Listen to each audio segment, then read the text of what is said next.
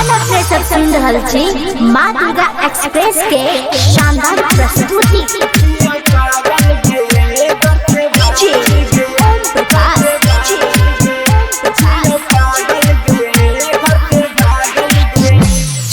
पागल गे घर से भागल गे तोरा पीछा कहिया से लागल गे, तोरा पीछा कहिया से लागल गे।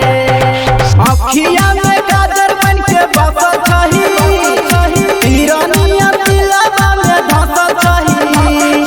अखिया में काजर बन के बसल छही, हिरनिया दिलवा में धसल छही। छियो पागल घर से भागल गे तोरा पीछा कहिया से लागल गे। अखिया में काजर बन के बसल छही, हिरनिया दिलवा में धसल छही। अखिया में काजर बन के बसल छही, हिरनिया दिलवा में धसल छही। छियो पागल गे घर से भागल गे तोरा पीछा दुई साल से लागल गे।